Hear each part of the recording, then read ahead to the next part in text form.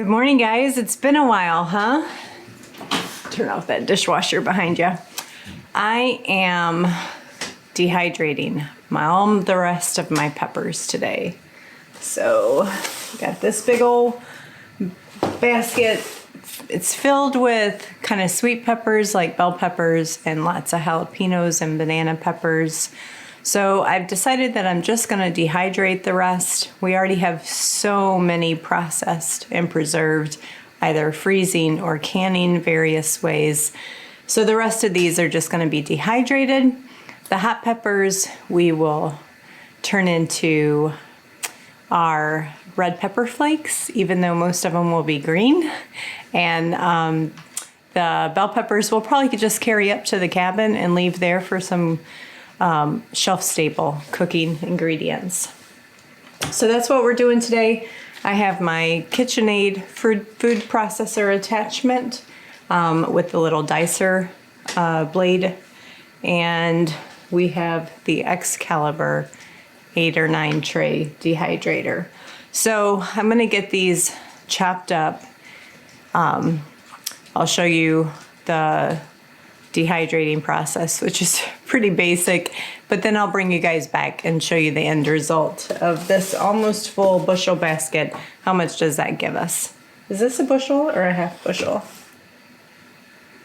It might only be a half bushel. I'm not real up to date on sizes, farm sizes. So, guys, I'm hunting though. Day 2. Yesterday, big old buck walked right up on me on my left-hand side, and I got so nervous that I didn't want to make a sound. So I didn't reposition myself to take the shot, thinking he'd keep walking in front of me, and he turned around and left. I'm like, dang it. So today, nothing, but we'll be heading back out this evening. So wish us luck in securing some more meat for our freezer this winter. So let's get going. A lot of these peppers are teeny tiny. They did not get a chance to grow to full maturity. And we had another frost last night. So that is kind of another reason why I'm trying to just wrap up all the last minute little preserving tasks. I got to go out and harvest the last of the herbs that didn't get burnt from a frost. And then we'll pretty much be done, and it'll be time to really truly put everything to bed for the year. So that's good. Okie doke, we have a pot of chopped sweet peppers, and all I did was take off the tops from the spicy peppers, that is banana peppers, habaneros, jalapenos, and now anchos, because the jalapenos turned purple to red. So we're going to go ahead and get these all processed and chopped up, and then I'll get them loaded up in the dehydrator.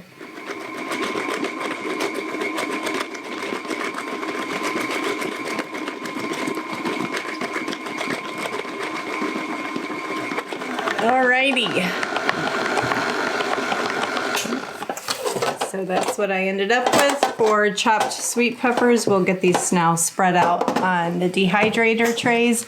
I specifically did my sweet peppers first because I was worried running these through would put too much heat, residual heat, on my sweet peppers.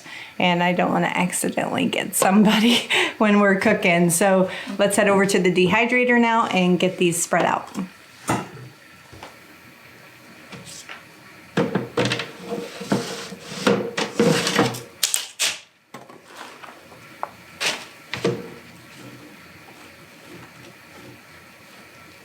Alrighty, I learned my lesson last year, you guys. If you have been following me since then, managing a large amount of hot peppers at once, and my hands were on fire for a full 24 hours till I found relief via a home remedy. If you missed that video, I'll link it somewhere during this, but I will not do that again. Lesson learned. And I'm sure I could go out to the garage and get gloves, but we'll just use tongs today. So let's get these chopped up. We'll get the last trays loaded up, and then we will be good to go with the last of our pepper processing.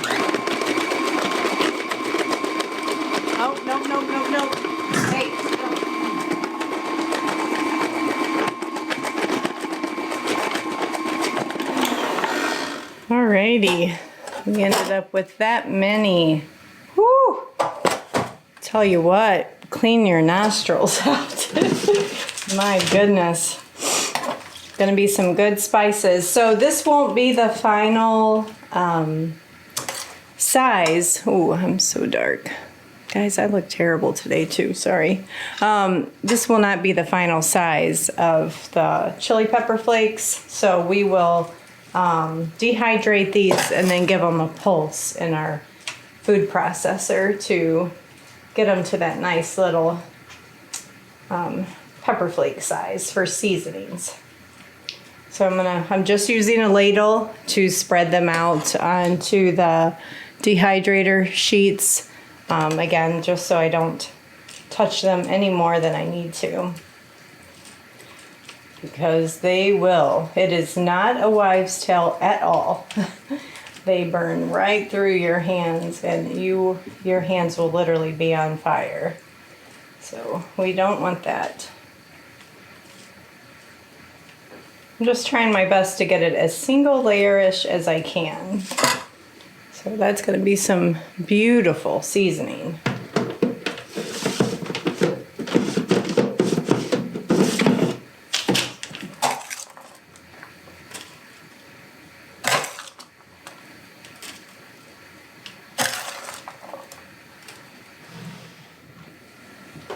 Okay, it's time to turn it on. We are going to do 125,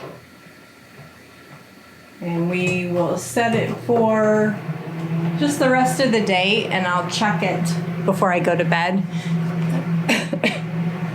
The spices are still in my throat. And then if it's done, I'll bring you guys back tonight, but it might have to wait till tomorrow, and we'll wrap up this video. But I have bread going and yes, herb gathering I still need to do today. So thanks for coming back in the kitchen. Stay tuned. I'll show you the hot pepper flake seasoning and how much sweet peppers we got dehydrated. Well, that's what we ended up with. So let me show you real quick. So remember, 4 trays were like sweet peppers. Put some in my hand. Smells delicious. See all those little Romani peppers, some red peppers, and bell peppers. And now this is dangerous stuff. This is all of our own homemade pepper flakes. How fun is that? And sorry, I forgot completely yesterday when we were processing it to show you, but what we did was we took the 4 trays of dehydrated spicy peppers. Those were habaneros, jalapenos, a few banana peppers, and I think that's it. But a lot of the jalapenos had turned red, so probably a little bit spicier. But I'm not going to pour these in my hand because we processed them in our food processor in the house yesterday. Terrible mistake. We know better. Don't do that. We were all like coughing and sneezing, but this is them. Isn't that beautiful? Just so nice. So I'm excited because we probably go through 2 or 3 spice jars of pepper flakes every year, so I think this will easily be a year's worth for us. And bell peppers, like I said, I'm just going to take them to the cabin and leave them there, and we'll have them for shelf-stable food at the cabin because that isn't insulated in the winter, so we try not to leave like canned goods that could freeze. So I am glad I did that. I'm not the biggest dehydrator fan just because it's a lot of prep work and you have to run that thing for a significant amount of time. Oh, how long did I end up running it for? So I turned it on, say, maybe it was around 10 in the morning, and it ran till probably 10 at night, so a full 12 hours, and they were done. So thanks, guys. And if you have extra goodies and you really just don't need any more canned goods or frozen goods, dehydrating is your next best option. And actually, maybe even some consider a better option because of the longevity of the shelf-stable life.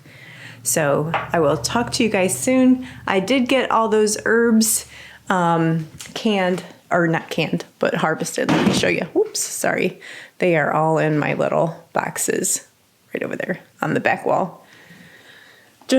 We had company over yesterday, so I needed them up and out of the way. So that's the remainder of the parsley, the marjoram, the oregano, and the basil.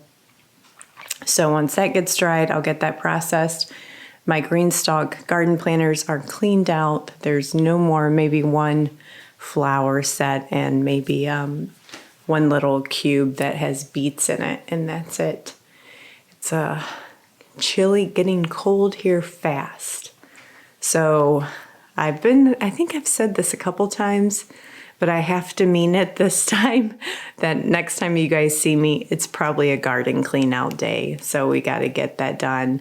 I feel a little bit behind on that, oddly, but it's because I'm so far ahead on preserving, I think. This year, I'm on top of it with preserving, but maybe a little late on garden clean out. So give or take, you're going to balance one over the other.